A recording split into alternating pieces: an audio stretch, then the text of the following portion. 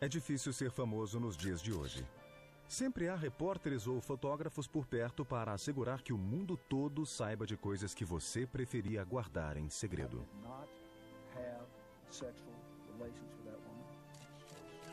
É claro que, em um passado distante, quem governava não tinha esse problema. Não precisava se preocupar com a imprensa ou os paparazzi intrometendo-se em seus assuntos particulares. Estava a salvo das manchetes e colunas de fofocas. Até agora. Neste programa, a imprensa moderna terá a chance de conhecer a vida de um faraó crossdresser e a de outro soberano de hábitos no mínimo estranhos, além de ficar por dentro da atividade dos saqueadores de túmulos. Chegou a hora de expor a vida privada dos faraós do Egito Antigo. Hoje, os repórteres de jornal e de televisão adoram alimentar o interesse do público pela vida dos ricos e famosos. Se estivessem na ativa 3.000 anos atrás, eles estariam tropeçando uns nos outros para contar tudo sobre a vida dos faraós, os grandes soberanos do Egito Antigo. Ser faraó era uma coisa muito boa. Para começar, significava ter uma vida de muito luxo e riqueza. Se você fosse fascinado pelo poder, não haveria posição mais agradável. E o melhor talvez seria saber que todas as suas atitudes contavam com o apoio inconteste dos deuses. A imprensa adora derrubar os superpoderosos. Alguns jornais parecem até mesmo acreditar que essa é sua principal função. Rose Boycott, ex-editora de 2 populares jornais britânicos, também detecta uma mudança na forma como a imprensa apresenta as notícias nos dias atuais. So this has pushed the newspaper into a new direction. And it's opened newspapers up to, I think, a whole new degree of criticism, because what they do, and a lot of them do, is then say, well, we know the facts, now we're going to tell you what you ought to think about it. So the newspapers have become conduits of feeling, which is very sinister. Um dos soberanos que teriam sido alvo da imprensa e dos paparazzi foi Hatshepsut, faraó da 18ª dinastia, que governou Tebas 3.500 anos atrás durante o Novo Império. Obstinada e ambiciosa, Hatshepsut chegou ao trono com apenas 15 anos. O Egito teve paz e abundância durante seu reinado. Mas nos anos que se seguiram, tentou-se sistematicamente apagar Hatshepsut dos livros de história. As imagens da soberana foram destruídas, seu nome obliterado dos monumentos. Por quê? A resposta é simples. Hatshepsut era mulher. O faraó é uma moça. Nos 2.000 anos que antecederam o reinado de Hatshepsut, várias mulheres da realeza egípcia deixaram sua marca como rainhas consortes ou rainhas mães de faraós que ainda eram crianças. Mas Hatshepsut foi diferente. Ela não se contentava em ser rainha, queria ser rei. E foi isso que ela se tornou. Gravuras mostram trajes, cortes de cabelo e regalias de um faraó homem, inclusive uma barba falsa. Ela se tornou o primeiro governante cross-dresser da história. Well, female queens who weren't supposed to be female would have landed people with a terrific problem, because you'd have obviously been saying that the Queen was telling a lie by exposing the rather obviously cranky disguise that she adopted. Por que toda a confusão? Bem, Hatshepsut não estava apenas pondo a tradição de lado. Acabaria fazendo estremecer as bases da sociedade egípcia.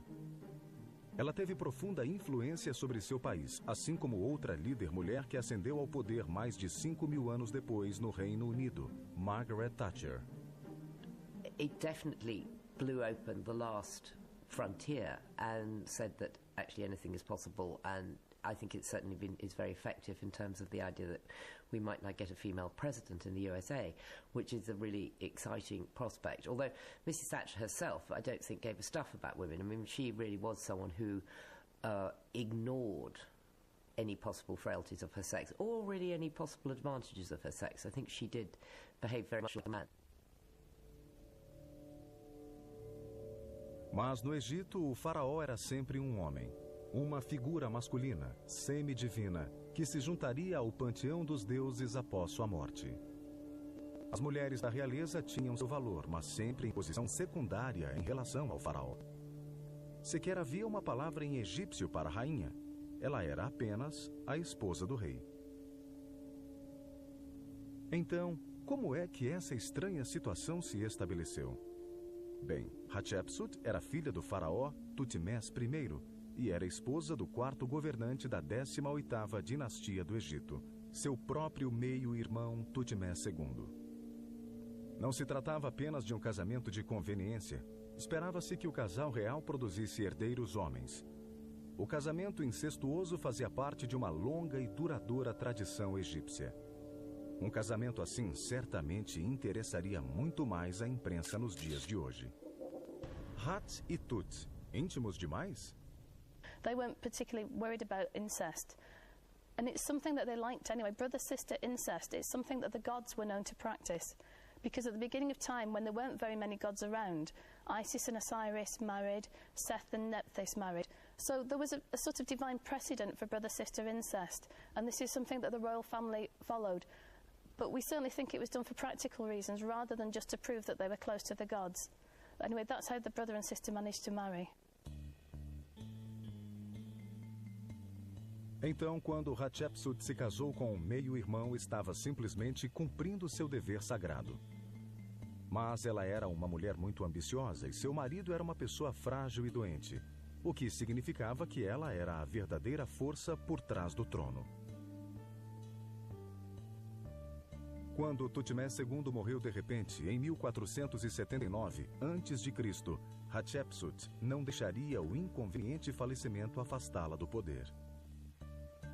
Ela vislumbrou uma oportunidade. Havia uma crise constitucional que a rainha soube explorar. What happened following the death of Thutmosis II is that he did leave a son, also called Thutmosis, but it wasn't a son born to his queen. Thutmosis III wasn't the son of Queen Hatshepsut. He was the son of a different lady from the royal harem.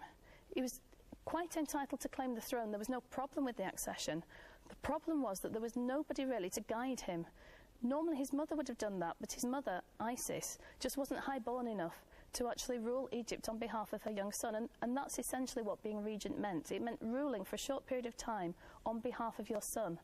So when Thutmosis II died unexpectedly young, what happened was his son succeeded to the throne, but he was guided by his stepmother, Hatshepsut, who herself was the daughter of a king and the wife of a king. So she was a very, very suitable person to guide the young king. Então, Hatshepsut teve permissão para reinar como viúva do faraó Tutmés II. Ela seria faraó, apesar de mulher. Realmente, a questão era complicada.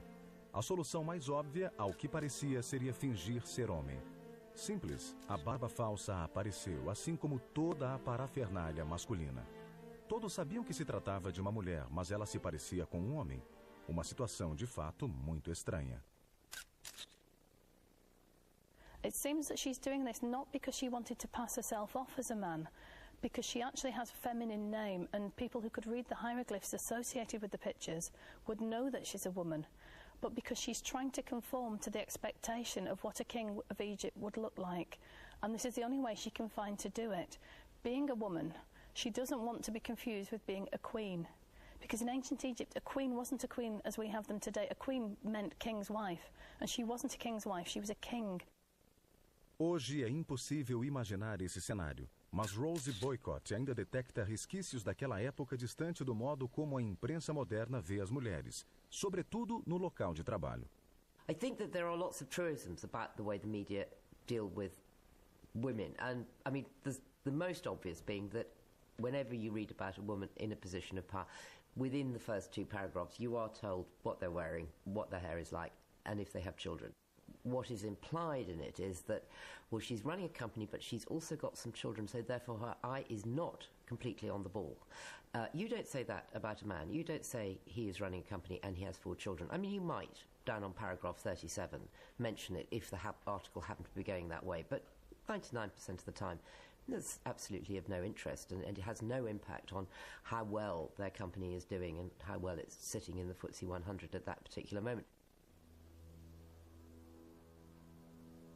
Mas para Hatshepsut, Tutmés III era um empecilho indesejado e ela elaborou um plano para assegurar que continuaria no poder, mesmo após o jovem faraó ter idade para governar sozinho. Sua estratégia foi excepcional. Ela afirmou ter tido uma visão. O deus Amon teria descido dos céus até o leito da mãe de Hatshepsut, a rainha Amós. Segundo a aspirante ao trono, Amon assumiu a forma de nobre rei Tutmés I e encontrou a rainha dormindo no quarto. Quando a agradável fragrância que precedia sua chegada anunciou sua presença, Amós acordou. Ele lhe deu seu coração e se revelou em todo o esplendor divino. Quando ele se aproximou da rainha, ela chorou de alegria por sua força e beleza, e Amon deu a ela seu amor. Mas a continuação era ainda melhor. Após ter se entretido, Amon acabou mencionando que a rainha iria dar à luz uma filha, que um dia iria governar o Egito. Ele teria dito: esta minha filha, Hatshepsut, que ela viva. Aponto-a como minha sucessora no trono. Ela dirigirá o povo em todas as esferas do palácio. É ela, de fato, quem deve liderá-los. Obedeçam sua palavra, atendam seu comando. Que ela viva eternamente. Era brilhante. Hatshepsut era faraó por decreto divino. Como argumentar contra isso? Histórias de deuses egípcios se envolvendo com mulheres da realeza eram comuns. Mas o produto final desses jogos noturnos era sempre uma criança do sexo masculino, o futuro faraó. Hatshepsut mostrou que era tão esperta quanto qualquer político da atualidade. Simplesmente adaptou a história a fim de se encaixar nela. Os poderosos sacerdotes egípcios, no entanto, não se convenceram. Hatshepsut, eu te mando agora. A discussão entre os sacerdotes de Abel ter sido acirrada. O culto de Amon era apenas um dos muitos em Tebas na época, mas certamente o mais poderoso. E os sacerdotes levavam uma ótima vida, principalmente graças à generosidade do faraó. Tudo isso estaria em risco se eles começassem a discutir com o divino soberano se ele era mulher ou não. No fim, é claro, todos aceitaram a incomum visão de Hatshepsut, ou pelo menos fingiram que acreditaram na história. Afinal de contas, pensaram, se Amon não gostasse, haveria alguma epidemia ou uma colheita ruim, um desastre natural, algo que iria deixar a soberana isolada e vulnerável. Então, eles poderiam agir. Mas, ao que parecia, Amon-Ra aprovou sua filha homem. As colheitas foram abundantes e o Egito prosperou. Amon, Hats é a minha garota. Hatshepsut manteve sua parte do acordo com os sacerdotes. Agia como sacerdote-chefe, construiu templos para Amon-Ra e o homenageava com festivais magníficos. Mas ela também cuidou para se cercar de conselheiros leais que a protegiam. Um deles era Senemuti, um ex-soldado de origem humilde, que chamou sua atenção enquanto trabalhava como pedreiro em um dos muitos projetos de construção da realeza. Hatshepsut gostou dele e logo o promoveu a um alto posto na corte. Segundo os rumores, ele também detinha um alto posto na cama da soberana. Desenhos ousados começaram a aparecer, sugerindo que nem todos estavam satisfeitos com a escolha do amante de Hatshepsut. Mas Senemuti devia estar bastante feliz. Ele logo se tornou o homem mais poderoso da corte. Na verdade, durante o reinado de Faraó, ele ostentou mais de 80 títulos, inclusive porta-voz do rei Hatshepsut, o de procurador da família real e o de superintendente dos edifícios do rei Amon. Nada mal para um plebeu. Hatshepsut e Senemuti tinham de manter a discrição. Para ela, casar-se com um plebeu não era uma opção. Primeiro, por ser filha, esposa e irmã de um rei. E segundo, por ser a encarnação divina de Amon-Ra. Mas Senemuti continuou como seu mais leal conselheiro, apoiando-a sempre e enfurecendo muitos na corte. Um homem assim estava fadado a fazer inimigos poderosos e logo Senemuti desapareceu misteriosamente. We don't really know what happened to Senemut. He's been very conspicuous in the royal family. We've got more statues of this bloke than we've got of any other Egyptian up to this period. He's obviously very, very important. He's important in Hatshepsut's life. He's looked after her daughter. He's been her tutor. And suddenly, just vanishes. We've absolutely no idea what's happened to him. And obviously, this has caused a great deal of speculation. People have suggested that he's offended the Queen, that she's found out perhaps that he's had his own picture carved into her Deir el-Bahari mortuary temple, which he had done.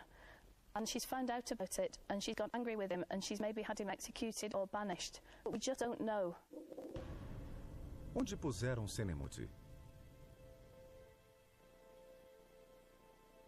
Fosse qual fosse o plano de Hatshepsut para sua filha, Neferuri, sucedê-la no trono, o sonho acabou quando a jovem princesa morreu antes da mãe. O único sucessor possível do trono, portanto, era Thutmose, o infeliz enteado que fora deixado de lado durante o reinado. Quando Hatshepsut morreu com apenas 27 anos, em 1483 a.C., ele ascendeu ao trono como Thutmose III. Governou por 33 anos. Era um homem de ação, guerreiro valente e um administrador inteligente. O ideal de faraó aos olhos dos inveterados conservadores que odiavam Hatshepsut. Será que foi ele que tentou apagar da história o nome de sua madrasta como ato de vingança pelos longos anos em que teve de suportar uma usurpadora de seu trono? Vingança para Thutmose. Mesmo sem saber, é possível que Hatshepsut tinha ajudado as mulheres a abrir caminho em um planeta dominado por homens, sobretudo no difícil mundo da mídia, onde Rosie Boycott fez sua fama.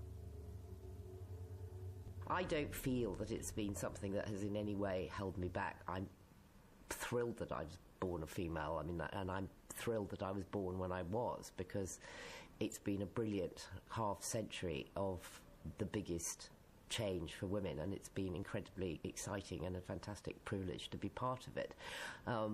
But I know that the story hasn't ended, and you do really feel for people who, at least in my lifetime, there's been a lot of us and a lot of public support for what we've tried to do. It must have been hell before, very lonely and very difficult, and put you in positions of enormous vulnerability where any small deviation in behaviour or whatever is enough to have you crucified.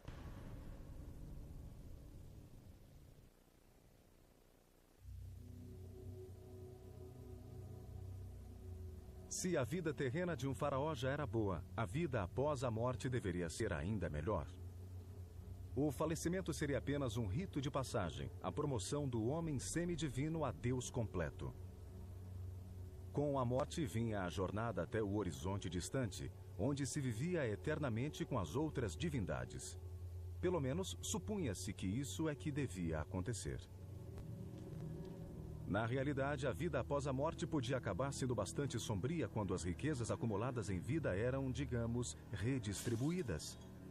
As chances de ser deixado em paz para aproveitá-las eram muito pequenas, porque sempre havia gente tentando roubar coisas do seu túmulo.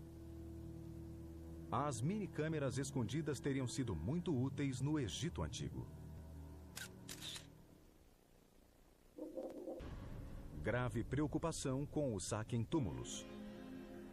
Quando um faraó ascendia ao poder, uma de suas primeiras tarefas era começar a trabalhar em seu próprio túmulo. A vida era curta. A média de expectativa de vida no Egito não ultrapassava os 30 anos, e você passava muito tempo morto. Mas construir túmulos era um negócio muito caro. O historiador grego Heródoto sugeriu que o faraó Khufu financiou o mais famoso monumento funerário de todo o Egito, a Grande Pirâmide, de forma, no mínimo, inusitada. Ele teria mandado a filha a bordéis para arrecadar o dinheiro que precisava. E ela conseguiu, mas estava decidida a fazer um monumento que perpetuasse sua própria memória também. Então pedia a cada um de seus clientes que lhe desse de presente um bloco de pedra. Com esses blocos, ela teria mandado construir a pirâmide do meio, entre as três que se erguem diante das grandes pirâmides. Pelo tamanho da pirâmide, a jovem princesa deve ter trabalhado bastante. Houve uma época em que somente faraós podiam viajar após a morte até a terra dos deuses. Os simples mortais tinham de se contentar com uma vida após a morte dentro de seus túmulos, uma perspectiva de fato entediante. It's well understood that only the pharaoh had any real chance of a life outside the tomb, So the pharaohs in the pyramid, he will be able to travel after death, maybe to be an undying star, maybe to live with the sun god Re. Everybody else has got to stick in their tomb. They're going to be a ghost. They are going to have some sort of life, but it's not really a good life. That's why the early Egyptians took so much stuff to the grave with them, because they thought if they're going to be stuck in the tomb, they might as well take all their clothes and food. Some of them have got even toilets in there, because they think they're going to be there for all time.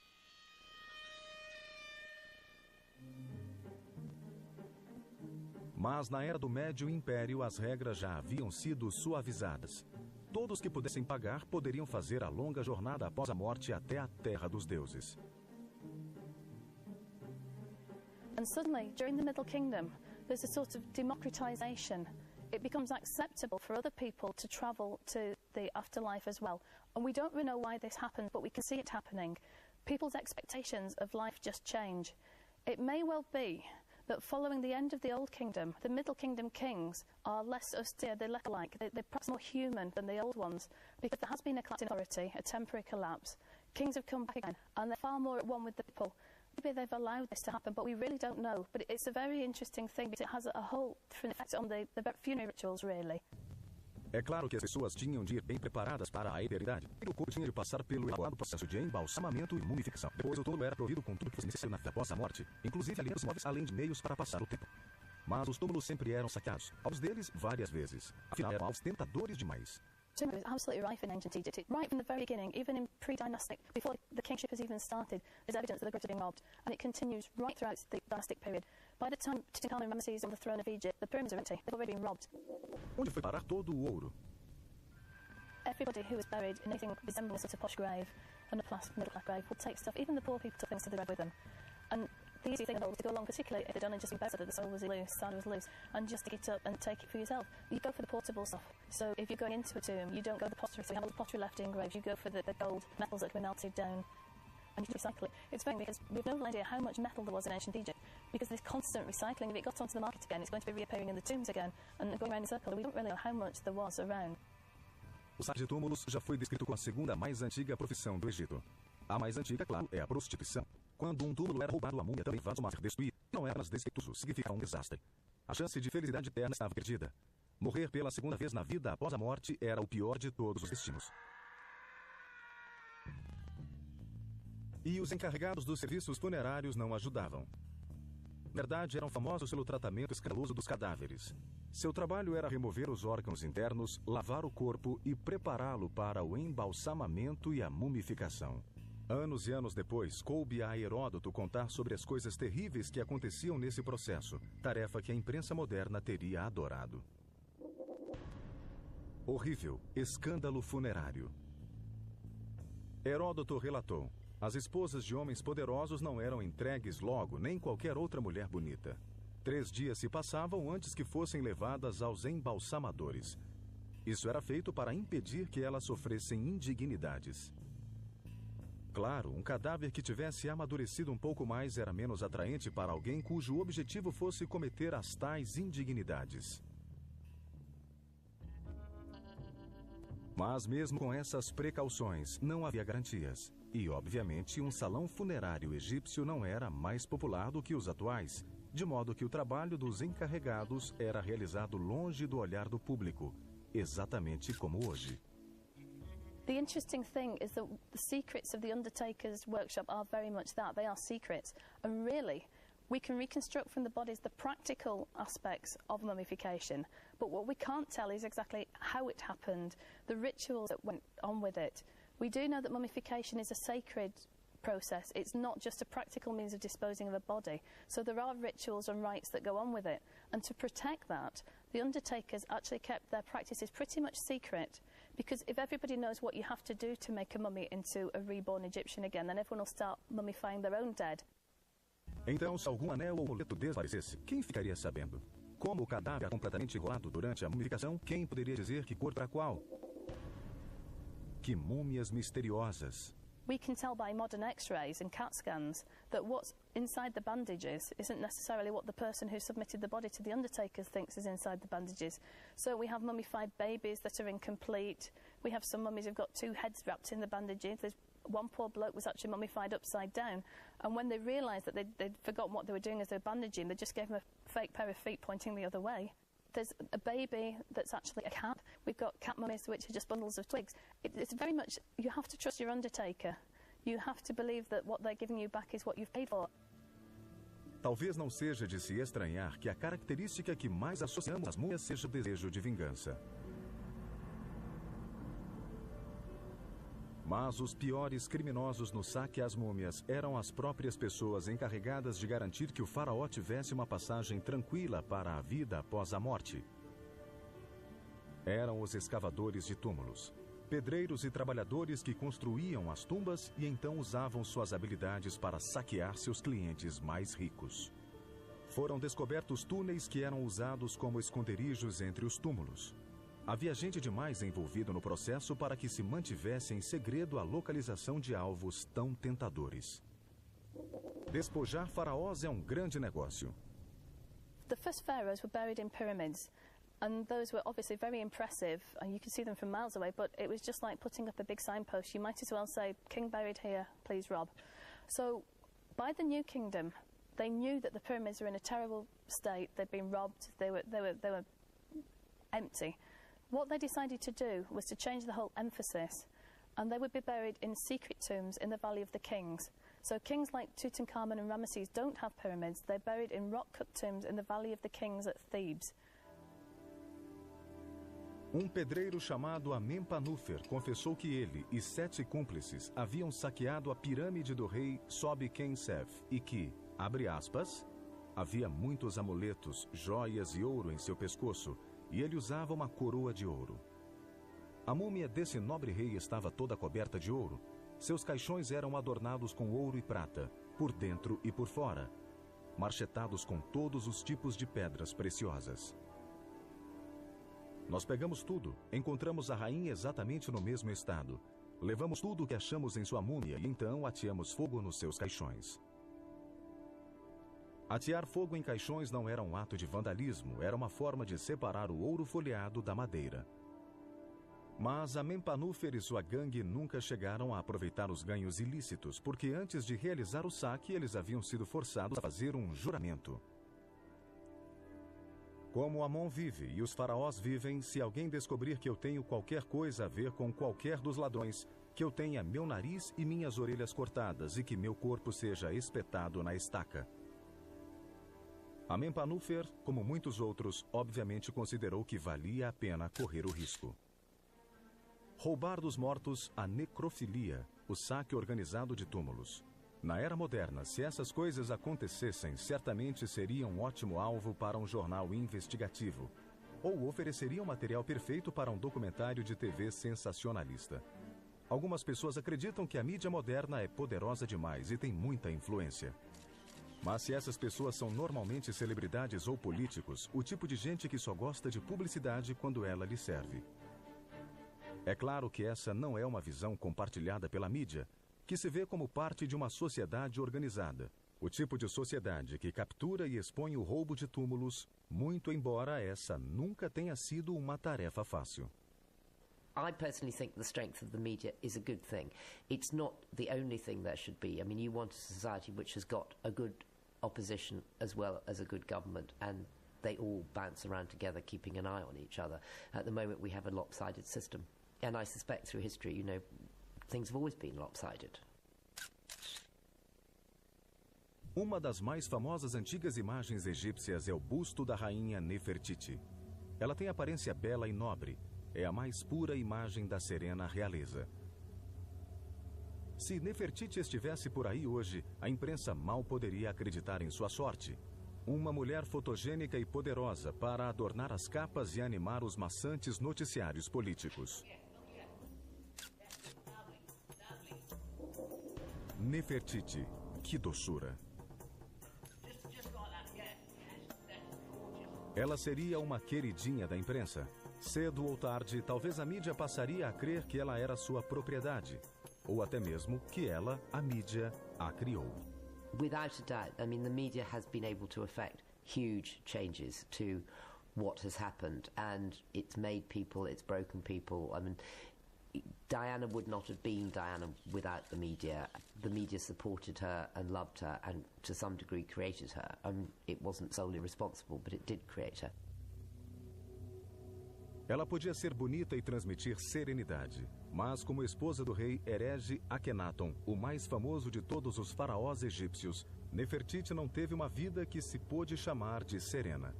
Ela cumpriu sua parte no ataque a séculos de tradição com o estabelecimento de uma religião inteiramente nova. E com isso, ela e o marido fizeram inimigos. A única coisa com que todos concordam é que Nefertiti e Akhenaton tinham muitos inimigos. Akhenaton is one of the most fascinating subjects in Egyptian history.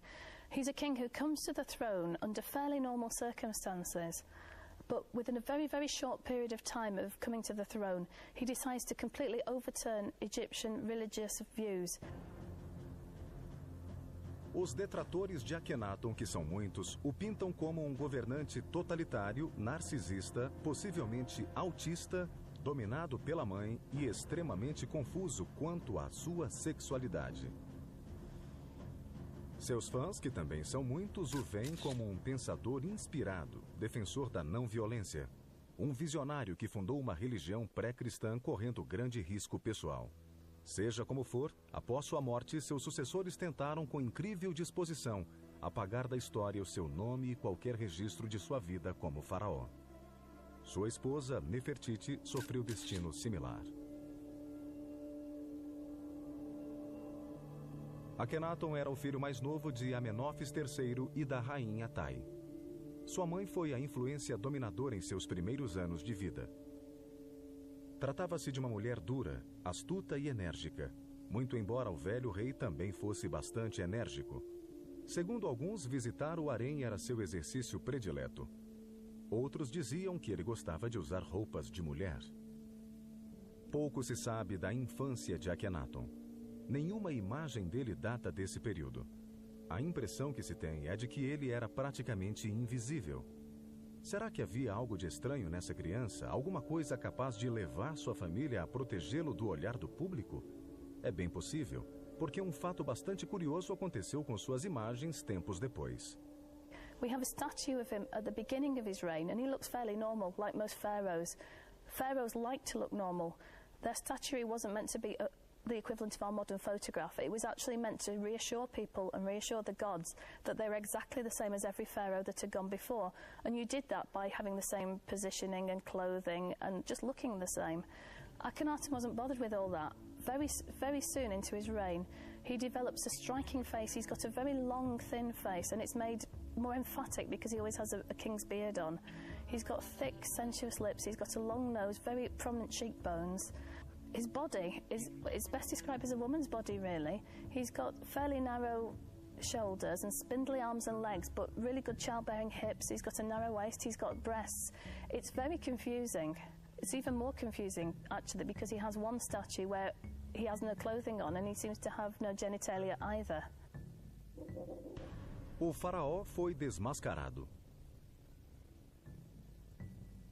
Então, o que está por trás dessas estranhas imagens? Seriam as provas de alguma doença que feminiza sua vítima? Será que elas marcam uma cruel disfunção na formação genética de Akhenaton? Tendo ou não o equipamento, o fato é que Akhenaton era capaz de ter filhos. Nefertiti lhe deu nada menos que 6 meninas. E ele foi pai de outra menina e de 2 meninos com outras de suas esposas. Akhenaton possuía um grande harém, mas sua aparência era pouco comum. E isso significa que a imprensa popular moderna provavelmente não teria lhe dado sossego. Se ele estivesse por perto hoje, existiria um esquadrão cercando-o sempre, pronto para polir sua imagem popular a fim de garantir o melhor entrosamento com a mídia. Haveria definitivamente a necessidade de um moderno assessor de imprensa, um trabalho que, apesar da imagem negativa, tem sua importância. Segundo Rosie Boycott, ele nem sempre teria um relacionamento feliz com a mídia.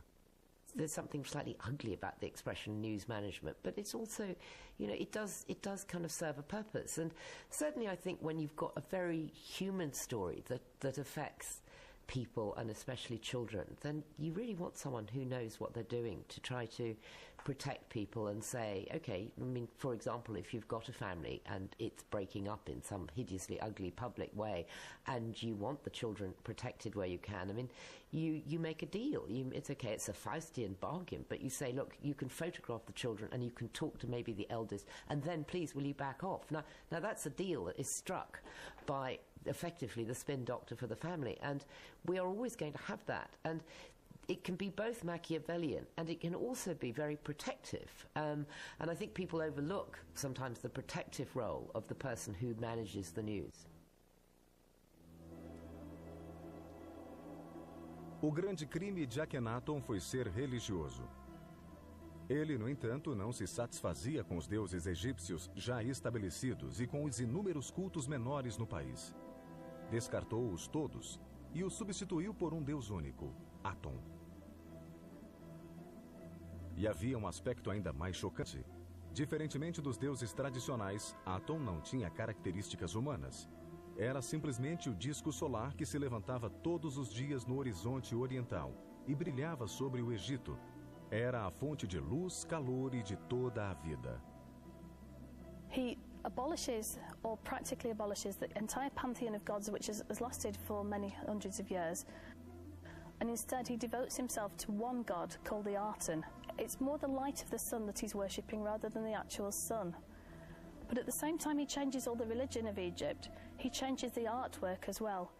To a certain extent that was inevitable, because with the Aten as a god, and the god always has to be the focus of Egyptian art, the god is now up in the sky. Consciente ou não, todos que tomam banho de sol hoje continuam louvando Aton.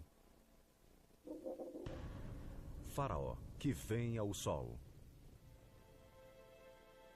A mudança abalou as raízes da sociedade egípcia. O poder do faraó, em última análise, repousava na crença de que ele era a encarnação viva do deus Amon, uma crença sustentada pelos poderosos sacerdotes, pelo grande número de templos e santuários e pelas generosas oferendas dos fiéis. The problem with the change to the new god is that it could threaten order in Egypt. The kings of Egypt had to maintain something called Ma'at, and Ma'at, it doesn't have a translation into English, but it's a concept that a lot of people can understand. It's a sort of combination of order and justice and rightness and status quo. The opposite of Ma'at is chaos, and the Egyptians felt that their life was lived with the presence of Ma'at, which was keeping chaos at bay. But if Ma'at, this order, this justice, this status quo, disappeared, then chaos would just engulf them.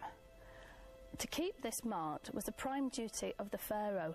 So when Pharaoh was serving the gods of Egypt, what he was actually doing was offering them Ma'at. He was reassuring them that things were exactly the same in Egypt as they always had been, because he knew that if things didn't change, the gods had been pleased in the past, the gods would continue to be pleased. Com só golpe, tudo isso foi destruído.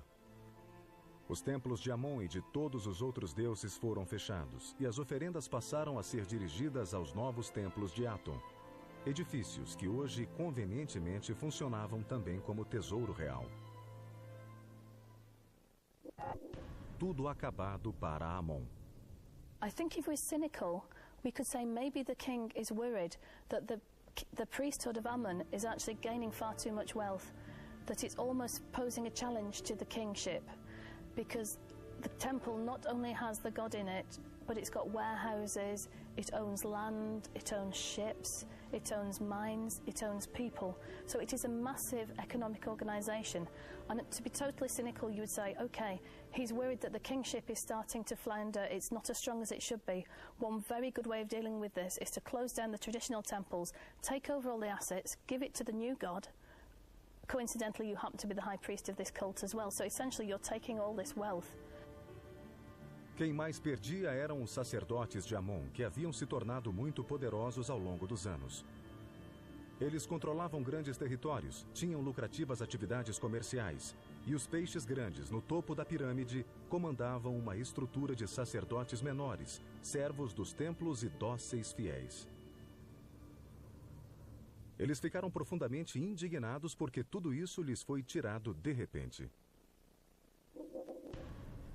Pobreza para os pobres sacerdotes. Akhenaton ordenou que o nome de Amon fosse removido dos templos e monumentos públicos de todo o Egito. Havia pouco que os sacerdotes pudessem fazer. O status semidivino de Akhenaton tornava-o intocável. Tudo o que restava aos sacerdotes era esperar, guardar seus planos e rezar por tempos melhores. It's very clever, because you have this system where you're the only person who can offer to the gods. Nobody's going to try and depose you. There's never any sense. Thousands of years of dynastic history, nobody ever attempts to get rid of the pharaoh, because they know if they get rid of the pharaoh, there'll be no mart, there'll be no order, the chaos will invade Egypt, the gods won't be happy, and something terrible will happen. So unlike other societies, which sort of try to have republics every now and again, this never happens in Egypt. Everybody is absolutely convinced that the best thing for Egypt is to have a pharaoh on the throne. So there always is. So it's a brilliant reinforcing mechanism. Once you've got this idea into the popular imagination that you need a pharaoh, people are very unlikely to attempt to replace you.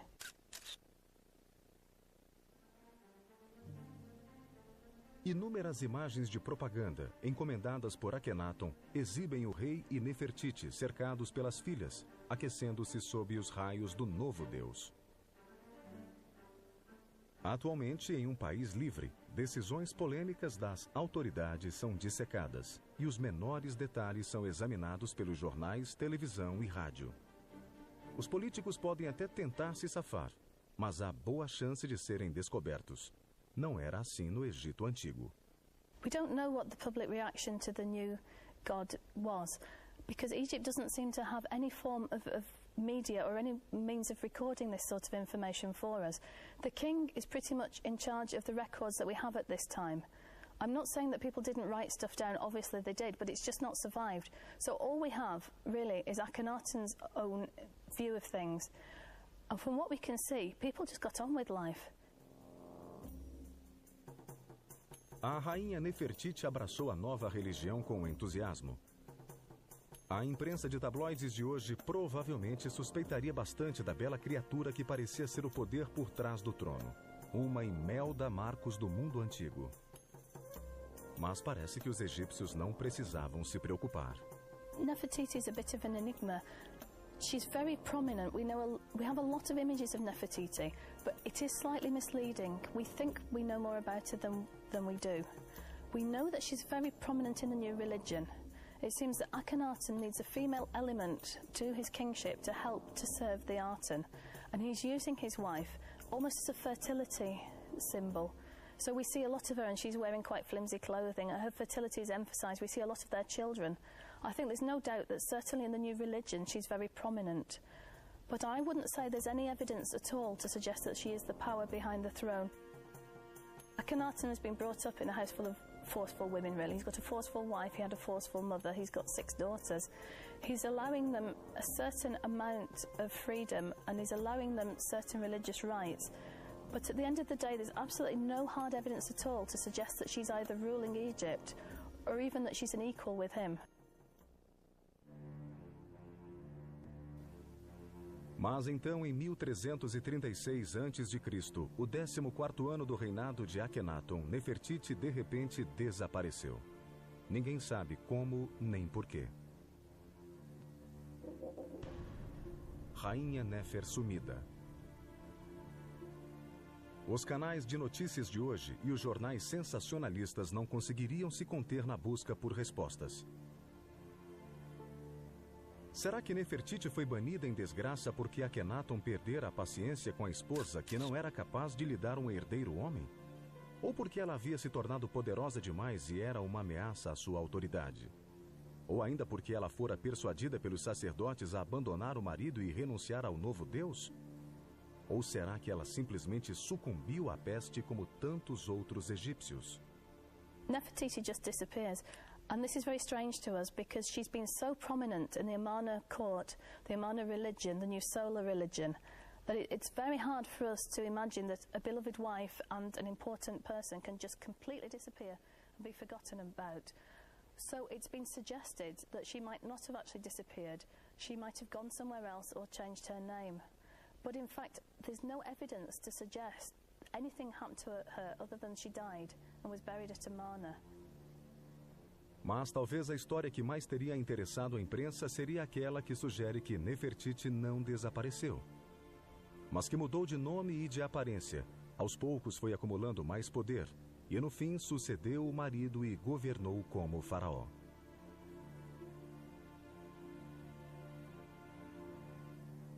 Mas a história diz que ela não teria feito tudo isso usando seu considerável charme feminino, mas seguindo o exemplo de Hatshepsut, dado séculos antes, vestindo-se e agindo como homem.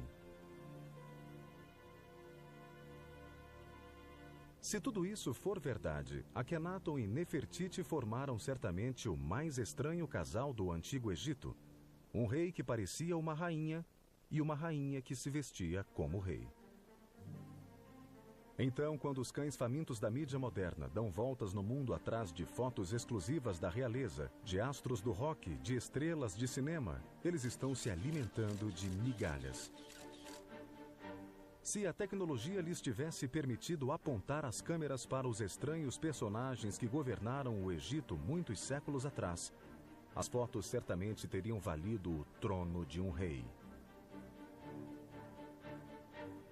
Frontier and said that actually anything is possible, and I think it's certainly is very effective in terms of the idea that we might not get a female president in the USA, which is a really exciting prospect. Although Mrs. Thatcher herself, I don't think, gave a stuff about women. I mean, she really was someone who ignored any possible frailties of her sex, or really any possible advantages of her sex. I think she did behave very much like a man.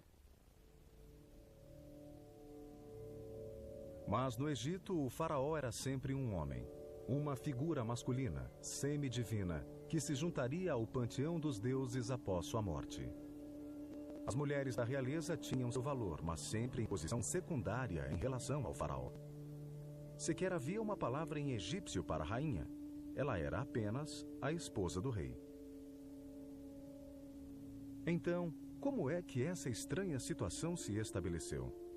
Bem, Hatshepsut era filha do faraó Tutmés I e era esposa do quarto governante da 18ª dinastia do Egito, seu próprio meio-irmão Tutmés II. Não se tratava apenas de um casamento de conveniência. Esperava-se que o casal real produzisse herdeiros homens. O casamento incestuoso fazia parte de uma longa e duradoura tradição egípcia. Um casamento assim certamente interessaria muito mais a imprensa nos dias de hoje. Hat e Tut, íntimos demais? They weren't particularly worried about incest. And it's something that they liked anyway. Brother-sister incest is something that the gods were known to practice. Because at the beginning of time, when there weren't very many gods around, Isis and Osiris married, Seth and Nephthys married. So there was a sort of divine precedent for brother-sister incest. And this is something that the royal family followed. But we certainly think it was done for practical reasons rather than just to prove that they were close to the gods. Anyway, that's how the brother and sister managed to marry. Então, quando Hatshepsut se casou com o meio-irmão, estava simplesmente cumprindo seu dever sagrado. Mas ela era uma mulher muito ambiciosa e seu marido era uma pessoa frágil e doente, o que significava que ela era a verdadeira força por trás do trono. Quando Tutmés II morreu de repente, em 1479 a.C., Hatshepsut não deixaria o inconveniente falecimento afastá-la do poder. Ela vislumbrou uma oportunidade. Havia uma crise constitucional que a rainha soube explorar. What happened following the death of Thutmose II is that he did leave a son, also called Thutmosis, but it wasn't a son born to his queen. Thutmose III wasn't the son of Queen Hatshepsut. He was the son of a different lady from the royal harem.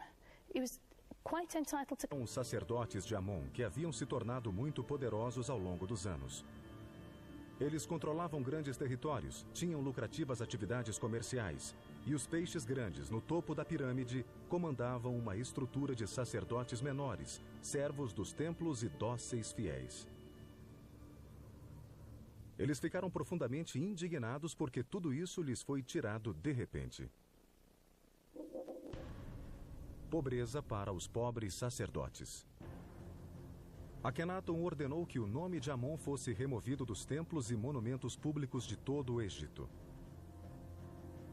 Havia pouco que os sacerdotes pudessem fazer. O status semidivino de Akhenaton tornava-o intocável. Tudo o que restava aos sacerdotes era esperar, guardar seus planos e rezar por tempos melhores. It's very clever, because you have this system where you're the only person who can offer to the gods. Nobody's going to try and depose you. There's never any sense. Thousands of years of dynastic history, nobody ever attempts to get rid of the pharaoh, because they know if they get rid of the pharaoh, there'll be no mart, there'll be no order, the chaos will invade Egypt, the gods won't be happy, and something terrible will happen. So unlike other societies, which sort of try to have republics every now and again, this never happens in Egypt. Everybody is absolutely convinced that the best thing for Egypt is to have a pharaoh on the throne. So there always is. So it's a brilliant reinforcing mechanism. Once you've got this idea into the popular imagination that you need a pharaoh, people are very unlikely to attempt to replace you.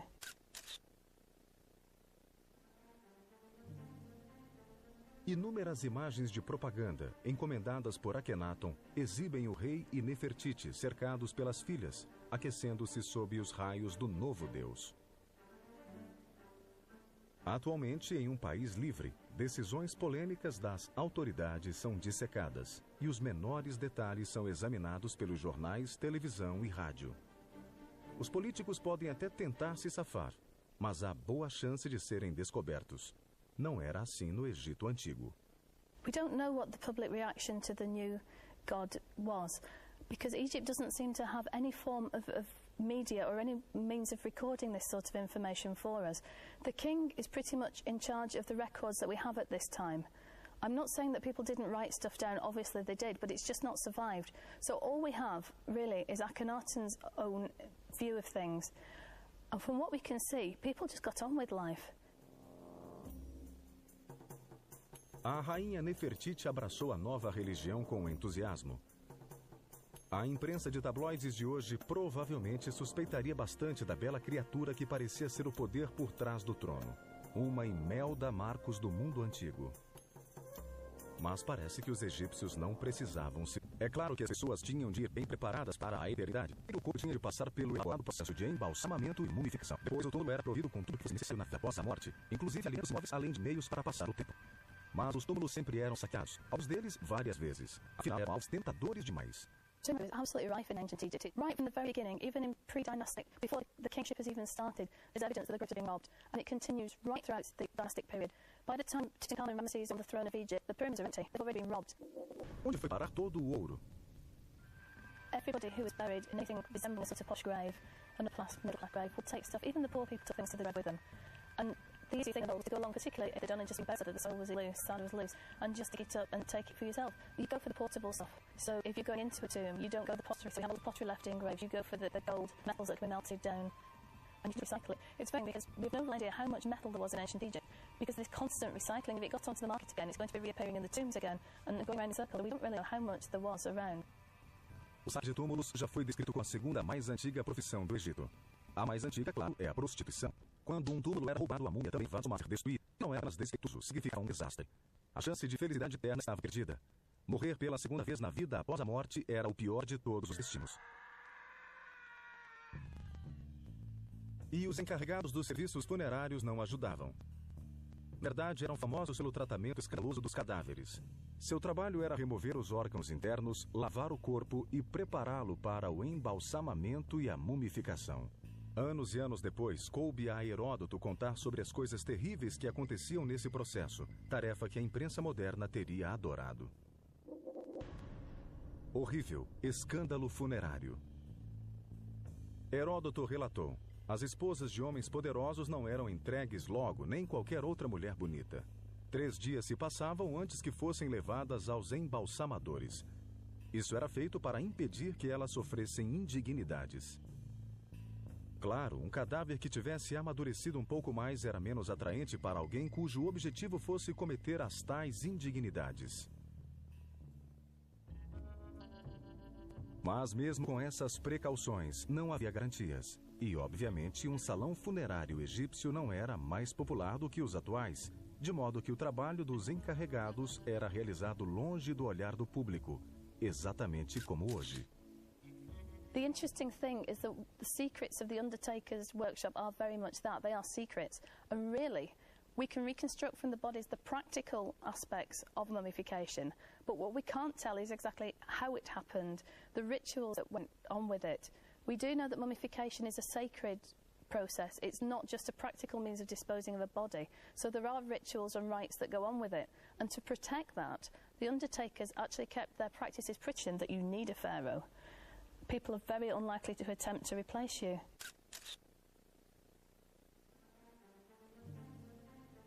Inúmeras imagens de propaganda, encomendadas por Akhenaton, exibem o rei e Nefertiti cercados pelas filhas, aquecendo-se sob os raios do novo deus. Atualmente, em um país livre, decisões polêmicas das autoridades são dissecadas e os menores detalhes são examinados pelos jornais, televisão e rádio. Os políticos podem até tentar se safar, mas há boa chance de serem descobertos. Não era assim no Egito Antigo. We don't know what the public reaction to the new god was, because Egypt doesn't seem to have any form of media or any means of recording this sort of information for us. The king is pretty much in charge of the records that we have at this time. I'm not saying that people didn't write stuff down, obviously they did, but it's just not survived. So all we have, really, is Akhenaton's own view of things. And from what we can see, people just got on with life. A rainha Nefertiti abraçou a nova religião com entusiasmo. A imprensa de tabloides de hoje provavelmente suspeitaria bastante da bela criatura que parecia ser o poder por trás do trono. Uma Imelda Marcos do mundo antigo. Mas parece que os egípcios não precisavam se preocupar. Nefertiti is a bit of an enigma. She's very prominent. We have a lot of images of Nefertiti, but it is slightly misleading. We think we know more about her than we do. We know that she's very prominent in the new religion. It seems that Akhenaton needs a female element to his kingship to help to serve the Aten, and he's using his wife almost as a fertility symbol. So we see a lot of her, and she's wearing quite flimsy clothing. Her fertility is emphasised. We see a lot of their children. I think there's no doubt that certainly in the new religion she's very prominent. But I wouldn't say there's any evidence at all to suggest that she is the power behind the throne. Akhenaton has been brought up in a house full of forceful women, really. He's got a forceful wife, he had a forceful mother, he's got 6 daughters. He's allowing them a certain amount of freedom, and he's allowing them certain religious rights. But at the end of the day, there's absolutely no hard evidence at all to suggest that she's either ruling Egypt or even that she's an equal with him. Mas então, em 1336 a.C., o 14º ano do reinado de Akhenaton, Nefertiti de repente desapareceu. Ninguém sabe como nem porquê. Rainha Nefer sumida. Os canais de notícias de hoje e os jornais sensacionalistas não conseguiriam se conter na busca por respostas. De Cristo, Hatshepsut não deixaria o inconveniente falecimento afastá-la do poder. Ela vislumbrou uma oportunidade. Havia uma crise constitucional que a rainha soube explorar. What happened following the death of Thutmose II is that he did leave a son, also called Thutmose, but it wasn't a son born to his queen. Thutmose III wasn't the son of Queen Hatshepsut. He was the son of a different lady from the royal harem. He was quite entitled to claim the throne. There was no problem with the accession. The problem was that there was nobody really to guide him. Normally his mother would have done that, but his mother, Isis, just wasn't high-born enough to actually rule Egypt on behalf of her young son, and that's essentially what being regent meant. It meant ruling for a short period of time on behalf of your son. So when Thutmose II died unexpectedly young, what happened was his son succeeded to the throne, but he was guided by his stepmother, Hatshepsut, who herself was the daughter of a king and the wife of a king, so she was a very, very suitable person to guide the young king. Então, Hatshepsut teve permissão para reinar como viúva do faraó Tutmés II. Ela seria faraó, apesar de mulher. Realmente, a questão era complicada. A solução mais óbvia, ao que parecia, seria fingir ser homem. Simples, a barba falsa apareceu, assim como toda a parafernália masculina. Todos sabiam que se tratava de uma mulher, mas ela se parecia com um homem. Uma situação, de fato, muito estranha.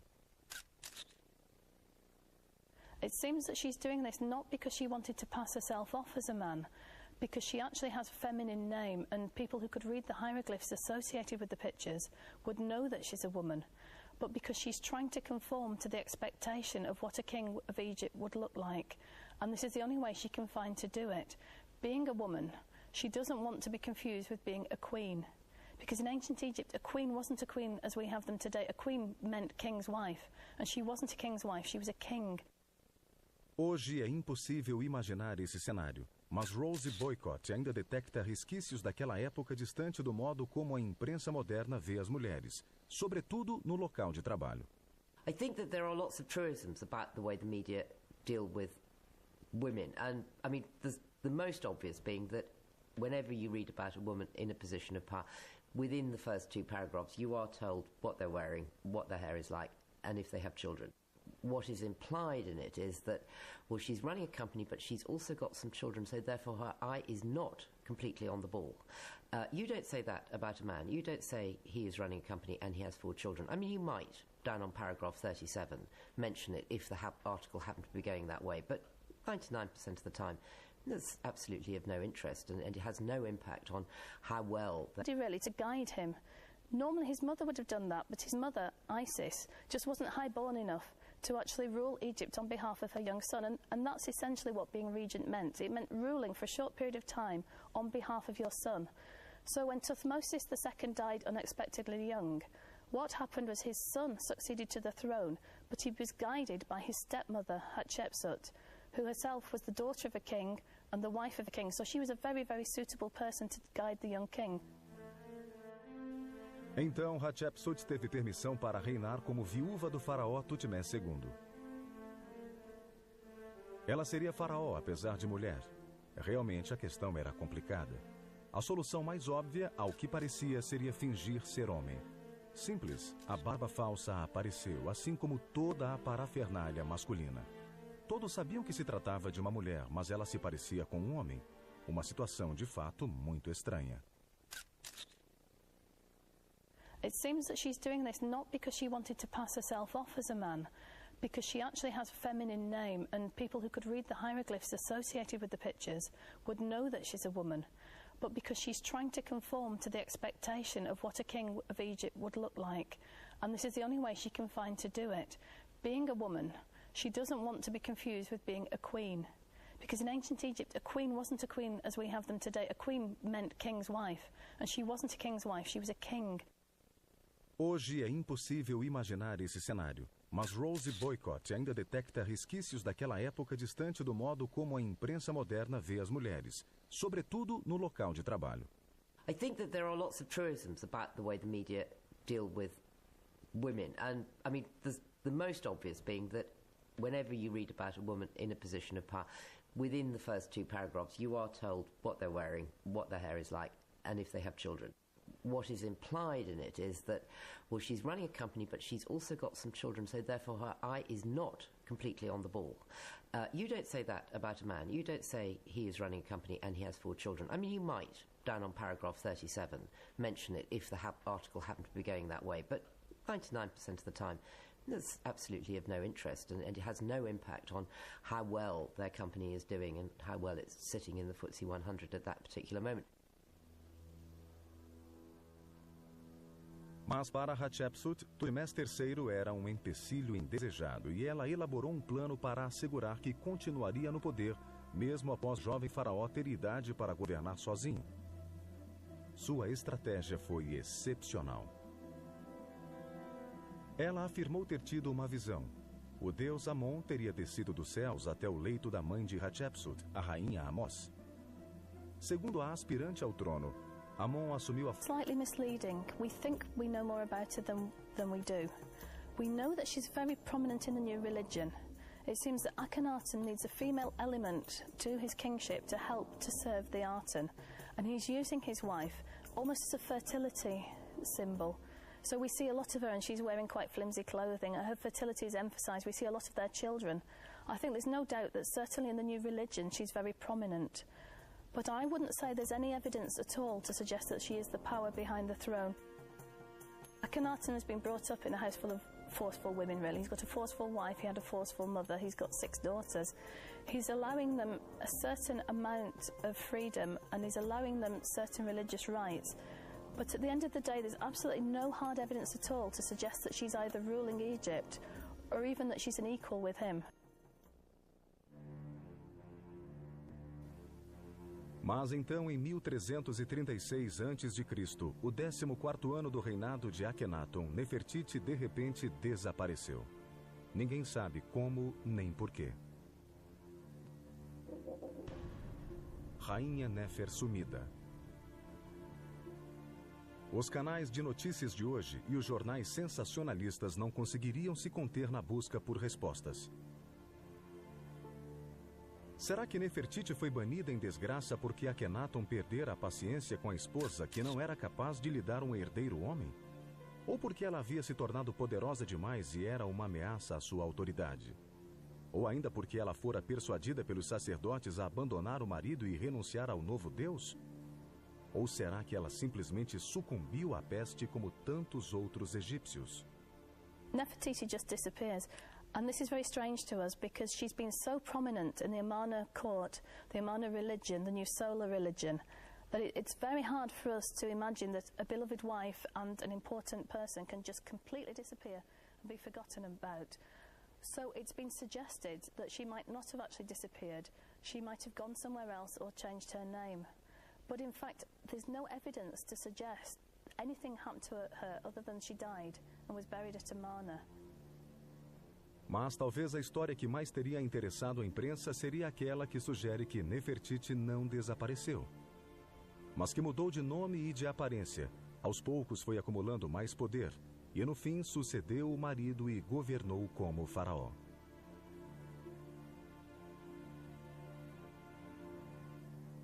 Mas a história diz que ela não teria feito tudo isso usando seu considerável charme feminino, mas seguindo o exemplo de Hatshepsut, dado séculos antes, vestindo-se e agindo como homem.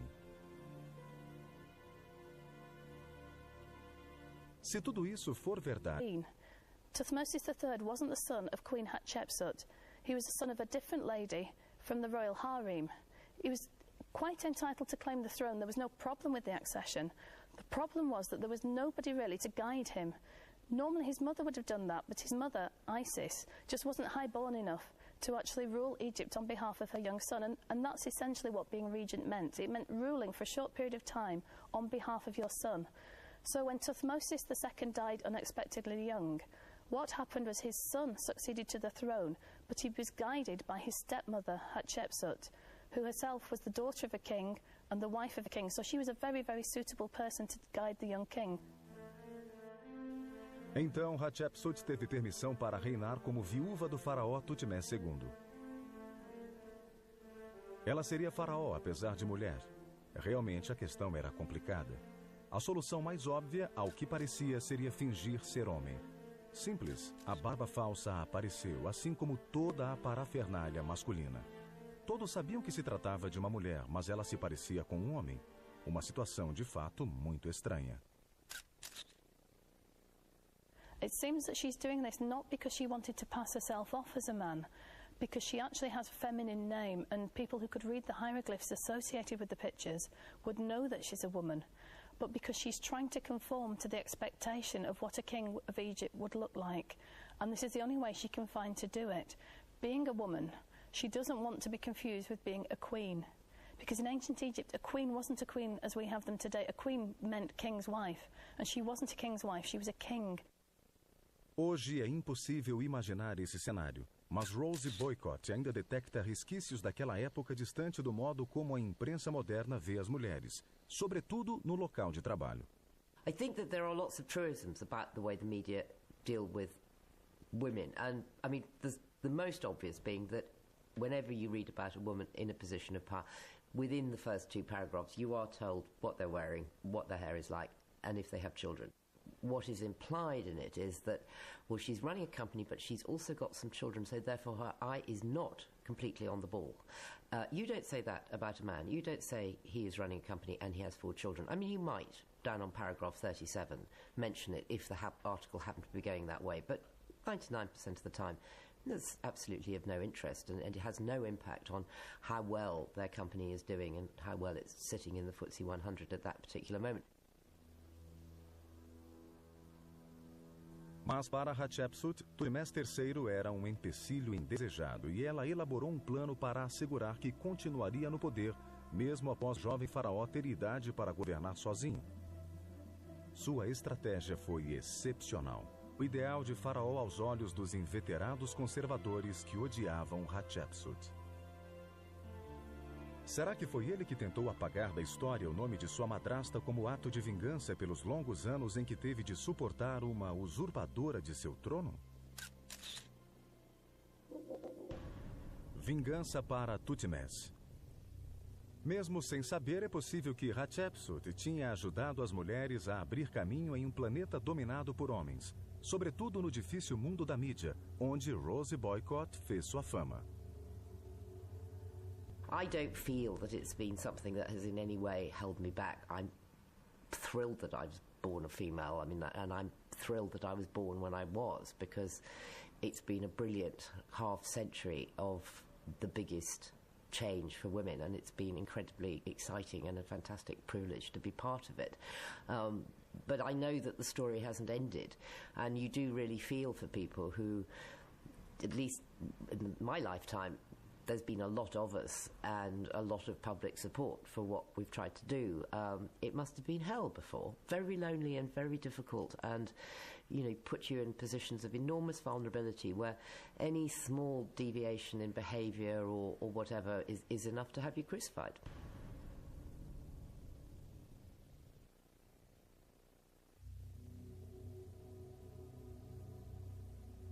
Se a vida terrena de um faraó já era boa, a vida após a morte deveria ser ainda melhor.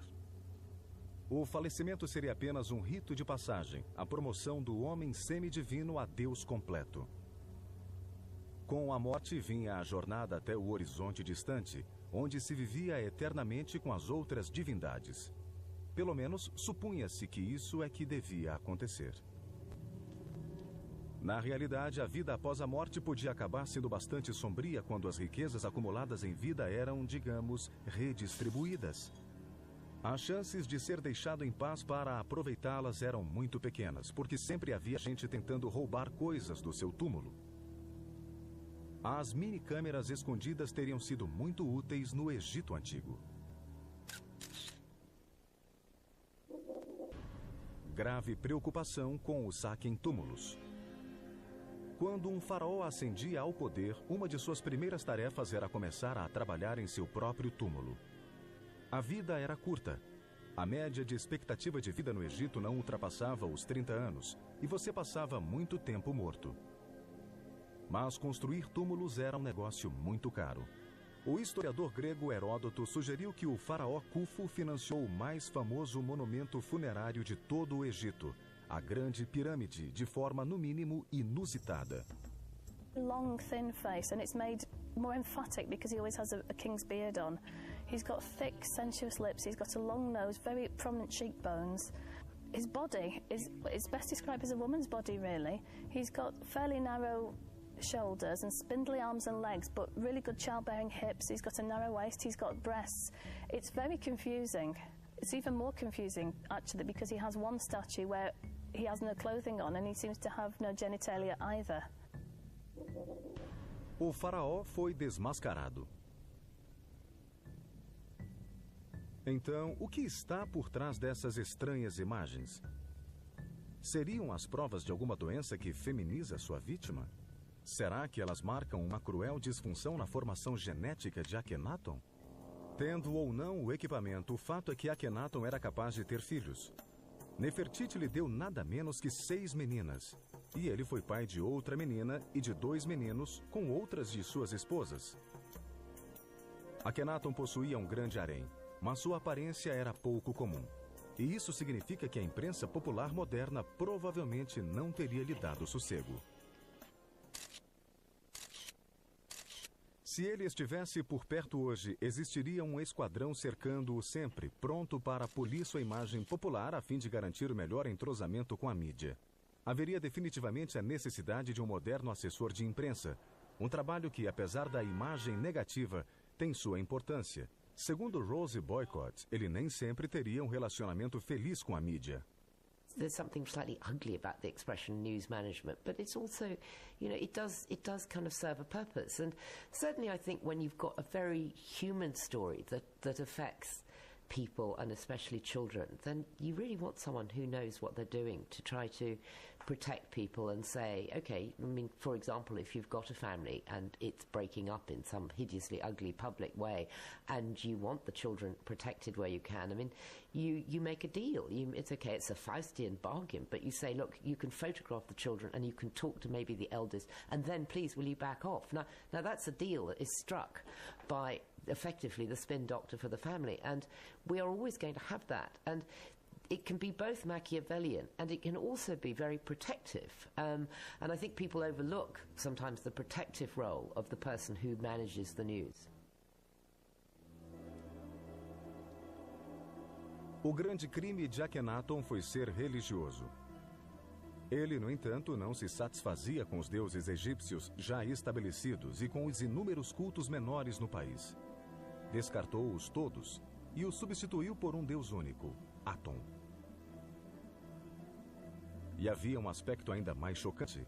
Diferentemente dos deuses tradicionais,